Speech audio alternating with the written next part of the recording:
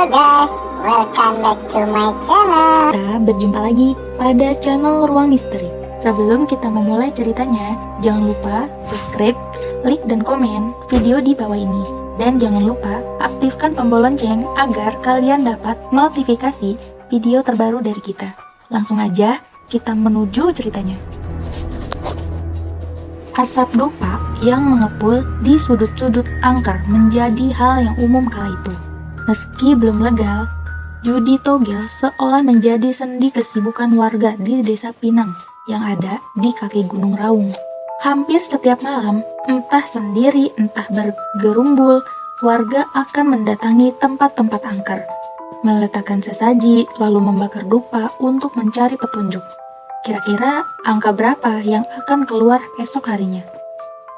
Di tengah hiruk-pikuk masyarakat yang tengah kecanduan togel, ada seorang pria yang tampak kesal dengan aktivitas mencari nomor di tempat angker, atau biasa disebut warga dengan istilah grandong. Pria itu bernama Acong, memiliki darah keturunan Tionghoa dan termasuk salah satu orang kaya di desa itu. Satu malam, Acong berangkat sendirian mendatangi sebuah kebun pisang yang berada tak jauh dari sungai di pinggir desa.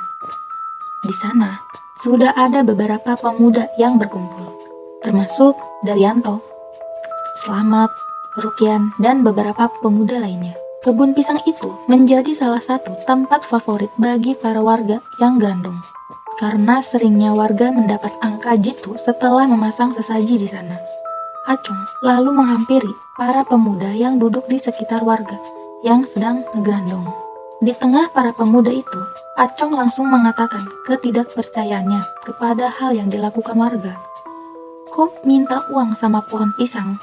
Sama batu emang ada orangnya?" kata Acong sambil memasang tangan di pinggangnya. "Maksudmu apa, Cong?"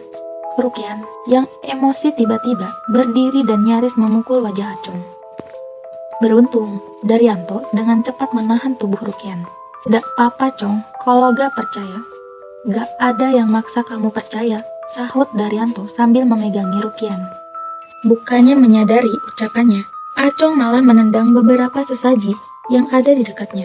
Hal itu sempat membuat beberapa orang yang sedang kusuk ritual menoleh ke Acong. Lihat, gak ada apa-apa toh. Kalau ada yang punya jin atau setan, pasti marah saya beginikan," ucap Acong meledek. Daryanto yang paham dengan karakter Acong langsung berusaha menenangkan semua orang. "Terus mau piye, Cong? Opo wani ketemu Medi? Atau apa berani kamu ketemu jin?" Ditantang seperti itu, Acong bergolak. Dia mendekati Daryanto. Singkat cerita, Acong ingin melihat jin seperti yang diucapkan orang-orang. Bahkan, dia siap memberikan sejumlah uang jika memang ada yang bisa memfasilitasi. Daryanto pun menerima tantangan itu. Dia menjanjikan Acong untuk mengikuti sebuah ritual. Tapi tidak di tengah desa. Acong setuju, bahkan Acong mau membiayai semua pernik ritual. Mereka sepakat, termasuk belasan pemuda yang geram dengan Acong. Hari yang disepakati pun tiba. Saat itu, waktu sudah menjelang sore. Ritual rencananya akan dilakukan di tengah hutan, di dekat Watu Perahu, yakni sebuah batu besar membentuk mirip perahu yang ada di tengah lebatnya hutan randu. Satu buah mobil pick-up berisi bermacam sesajen disiapkan. Sesajen itu dibeli dengan uang yang diberi oleh Acong. Pria kaya itu mengatakan jika dia tak ingin ritual setengah-setengah, supaya jin yang selama ini dianggap ada itu benar-benar bisa dilihat Acong.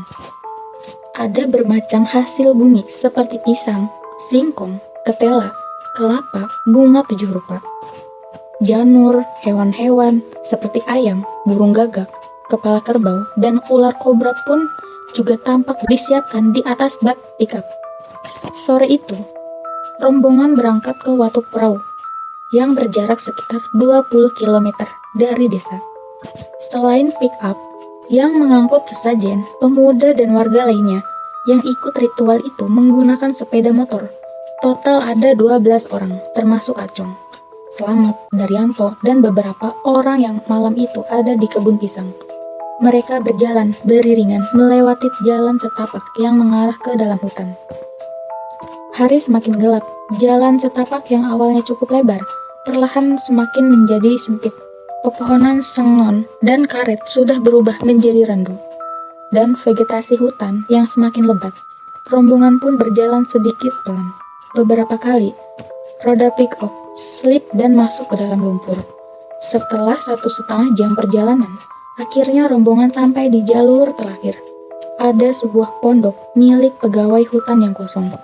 Karena jalan sudah tidak bisa dilalui kendaraan, semuanya memilih turun. Sepeda motor dijajar di sekitar pos hutan. Mereka kemudian berjalan sambil satu persatu ke arah Watu Perahu yang masih berjarak sekitar 2 km lagi dari pos hutan. Suara binatang-binatang hutan mulai terdengar menyambut kedatangan rombongan warga desa Pinang. Angin kencang sempat berhembus, tapi Daryanto yang ada di depan. Rombongan mengisyaratkan agar semua yang ada dalam rombongan tetap berada di posisinya. Mereka memeluk barang-barang yang akan dijadikan sesajen, termasuk rukian yang menenteng bumbung bambu berisi ular kobra hitam. Selepas Isya, 12 orang itu akhirnya tiba di depan Watu Perahu. Bagi yang tahu lokasi tersebut, kondisinya saat itu masih berbeda, lebih padat dengan rimbunan pohon. Di depan Watu Perahu, Daryanto bersama Slamet langsung menggelar kain mori berukuran 2x3 meter. Beberapa sesaji langsung digelar, termasuk kepala kerbau yang diletakkan di tengah. Ritual lalu dimulai. 10 orang duduk melingkar di tepian kain mori. Daryanto dan Acong duduk bersilat di dekat Watu Perahu. Dupa mulai dibakar. Daryanto mulai merapalkan beberapa mantra. Asap dupa membumbung mengelilingi sekitar Watu Perahu. Lalu, dalam sekejap, suara-suara mendadak hilang. Tak ada angin berhembus, suara jangkrik dan burung celepuk juga mendadak bisu. Seolah waktu berhenti di sana. 2 hewan sesaji yang sebelumnya sangat aktif, yaitu gagak dan ular kobra, juga mendadak tenang. Daryanto juga membuka bubung bambu seperti diperintah. Ular lalu keluar dengan sendirinya, seolah sudah bersiap untuk disembelih. Lalu dengan cepat, Daryanto menyayat leher ular, meneteskannya ke bara dupa yang masih menyala. Setelah itu, giliran burung gagak. Hal yang sama juga terjadi. Burung berbulu hitam itu seolah sudah tahu. Dia langsung hinggap di tangan Daryanto. Dan hal yang sama dilakukannya kepada burung itu. Gagak disembelih lalu dikucurkan darahnya di atas bara dupa. Setelah darah 2 hewan itu ditumpahkan, mendadak daerah di sekitar Watu Perahu menjadi terang. Terang seperti ada cahaya bulan yang menerpa ke tengah tempat ritual dilaksanakan. "Cong, kalau kamu berani, sekarang kamu loncati sesajen itu," kata Daryanto. Acong yang masih tampak angkuh lalu berdiri. Setelah menoleh ke semua peserta ritual, Acong langsung melompati sesaji. Tapi, belum juga satu kaki menyentuh tanah. Tubuh Acong terlempar, seolah mendapatkan dorongan. Tak tanggung-tanggung, tubuh Acong meleset 12 meter dari titik sesaji. Ke-11 orang itu langsung menghampiri tubuh Acong. Mereka melihat tubuh Acong kaku, matanya melotot lebar. "Wah, Acong meletek, Dar. Gak enak napasnya." Atau, "Wah, Acong mati, Dar. Tidak ada napasnya," kata Slamet. Sesaat setelah menyentuh tubuh Acong, semua yang ikut ritual mulai ketakutan. Mereka bingung bagaimana nantinya jika harus pulang dalam kondisi membawa mayat. Saat mereka tengah fokus memegang Acong, angin kencang berhembus. Daryanto menyuruh semua orang kembali ke posisi masing-masing. Sesaat kemudian di belakang Watu Perahu ada flare yang berjatuhan. Dari setiap yang jatuh, muncul sesosok makhluk kerdil bertubuh kekar. Bentuknya mirip 2 rapala. Flare terus berjatuhan, jumlahnya ribuan. Ketika peristiwa itu berlangsung, 10 orang yang ikut dalam ritual nyaris berlari. Ada yang terkencing-kencing di celana, ada yang pingsan, ada juga yang berteriak histeris. "Jangan ada yang pergi dari sini. Kalau pergi, saya tidak bertanggung jawab," teriak Daryanto kepada semua orang. Mereka pun akhirnya menahan diri, meskipun sebenarnya sangat ketakutan melihat wujud makhluk mirip buto kecil yang jumlahnya sangat banyak. Tiba-tiba, payung tedung yang ada di atas suatu perahu terbang melayang. Payung tedung terus berputar-putar, angin tetap menderu kencang.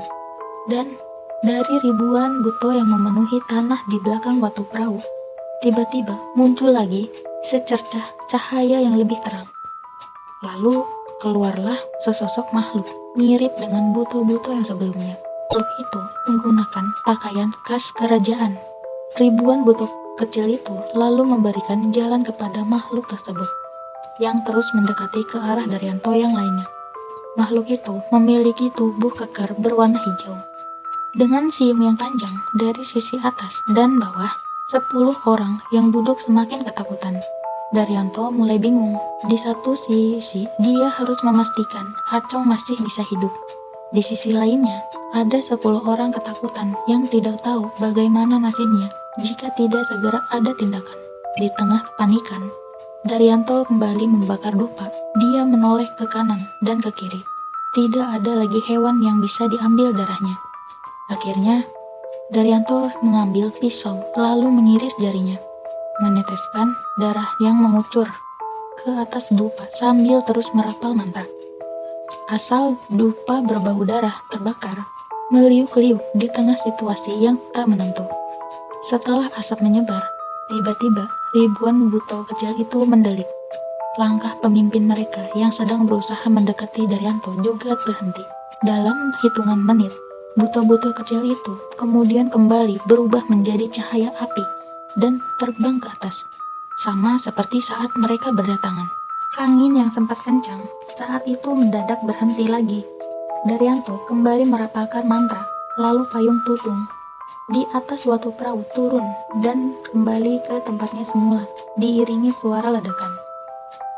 Ribuan buto yang sempat memenuhi daerah itu perlahan menghilang, termasuk pimpinan buto. Daryanto kemudian membebat luka di tangannya. Setelah itu, dia mengajak Selamat untuk menghampiri tubuh Acong yang masih terbujur kaku. Dengan bersimbah keringat, Selamat menuruti perintah Daryanto. Dar, matek iki dar, gak enak nafasnya.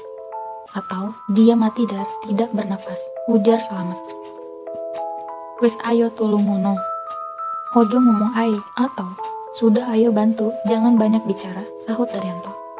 Saat itu, Acong benar-benar sudah seperti mayat hidup. Matanya melotot, dan mulutnya sedikit menganga. Tidak ada napas, dan denyut nadi di tubuhnya. Daryanto dan Selamat membawa tubuh kaku Acong ke tengah kain mori. Semua sesaji sudah tercecer saat itu karena ledakan yang terjadi saat payung tundung kembali ke posisinya. Daryanto meminta bantuan beberapa orang yang masih sadar untuk membungkus tubuh Acong. Malam itu, Acong dibungkus layaknya pocong, tapi tanpa terlihat wajahnya. Daryanto lalu kembali duduk bersila di dekat suatu perahu. Dia merapalkan beberapa doa. Proses itu sempat berlangsung cukup lama, hingga kemudian cahaya terang yang menyinari mereka hilang. Beberapa saat kemudian, tubuh Acong yang berada dalam bungkusan kain mori bergerak-gerak. Daryanto lantas membuka bagian wajah agar Acong bisa bernapas. Urip dar, urip maneh. Hidup dar, hidup lagi, kata Selamat bersemangat. Iyo, tapi urung rampung iki, ayo digugah liane. Dang balik, atau, iya, tapi ini belum selesai, ayo dibangunkan yang lainnya. Kita pulang, jawab Daryanto. Akhirnya malam itu semua orang kembali ke Desa Pinang, termasuk Acong. Tapi kondisi Acong tidak lagi sama setelah itu. Dia suka berbicara sendiri, marah-marah sendiri, dan tertawa. Kondisi ini sempat menjadi rahasia antara Daryanto dan ke-10 orang lainnya. Tak ada yang tahu peristiwa apa yang menimpa Acong malam itu. Istri dan keluarga Acong hanya bisa kebingungan dengan kondisi Acong. Acong menjadi pemarah, tidak mau makan, dan kerap berjalan sendirian. Di malam hari, orang-orang sempat mengira Acong menjadi gila lantaran sempat menendang sesajen di pohon pisang. Orang-orang tidak tahu jika ada ritual lain yang membuat kondisi Acong seperti saat ini. Kondisi itu berjalan sekitar 10 bulan. Keluarga sudah pasrah dan menerima Acong dalam kondisi tidak waras. Sampai kemudian, suatu hari Acong mendadak sembuh. Ingatannya kembali. Ternyata di sisi lain kejadian gila, Acong membuat Daryanto merasa bersalah. Meski Acong keterlaluan, tapi apa yang didapatkannya menurutnya terlalu berlebihan. Akhirnya, singkat cerita, setiap minggu Daryanto datang sendiri ke Watu Perahu melakukan sebuah ritual khusus. Dalam ritual itu, Daryanto membawakan bermacam sesaji, termasuk kelapa gading, untuk bernegosiasi dengan para penduduk Watu Perahu, meminta agar mereka berkenan mengembalikan sukma Acong yang terjebak di alam mereka. Proses negosiasi itu berjalan cukup panjang, sampai 10 bulan lamanya. Akhirnya, negosiasi pun selesai. Mereka, penghuni Watu Perahu, melepas Acong kembali ke tubuhnya. Hal itulah yang membuat Acong mendadak sembuh dari gilanya. Begitu sadar, Acong langsung mencari keberadaan Daryanto dan kawan-kawannya. Dia meminta maaf. Daryanto dengan lega memaafkan kesalahan Acong. Dia juga meminta maaf karena membawa Acong sampai jauh ke dalam ritual. Di tengah pembicaraan itu, Acong bercerita tentang pengalamannya sesaat setelah melangkahi sesajen. Acong mengatakan saat itu dirinya seperti diseret 2 orang bertubuh kekar. Acong kemudian disuruh untuk menjadi peladen atau pelayan dalam sebuah acara. Tak jelas acara apa itu. Yang jelas ada ratusan peladen di tempat itu. Karena takut, Acong pun menurut. Dia bertugas membawa nampan berisi makanan dan minuman. Setelah habis, dia akan kembali membawa makanan dan minuman kepada tamu, layaknya meladeni acara pernikahan. Acong juga melihat pemilik acara itu adalah seorang perempuan cantik dengan kulit putih. Gaunnya serba hijau dengan hiasan kalung dari bunga melati. Acong hanya sempat sekali mengamati wanita yang mirip ratu itu. Selepasnya, Acong terus bekerja membawa nampan berisi makanan. Di tengah pekerjaannya, Acong bercerita jika ada perempuan yang mendatanginya. Perempuan itu membawa sebuah nampan berisi sebutir kelapa muda. Berulang kali, wanita itu menawari Acong untuk meminum air itu. Tapi Acong menolaknya dengan alasan dirinya belum haus. Akhirnya, Acong terus melakukan pekerjaannya, bolak-balik dari dapur ke tamu membawa nampan. Selama bekerja, Acong merasa ada yang aneh dengan alam itu. Meski semua tamu dan peladen yang ada adalah manusia, tapi tidak ada malam, hari seolah terhenti di waktu sore. Jadi, masih ada cahaya terang temaram dan tidak pernah gelap. Acong sempat menengok keluar, tapi dia tidak mendapati matahari di sana. Acong pun terus bekerja sampai dia lupa sudah berapa lama ada di sana. Sampai suatu waktu, Acong merasa haus. Dia lalu menghampiri wanita yang sempat menawarinya. Dengan cepat disedotnya air kelapa muda yang sudah berlubang itu dari tangan wanita yang tidak dikenalinya. Saat itu, Acong tiba-tiba terseret dan terbangun sudah ada di rumahnya di tengah keluarganya. Selesai.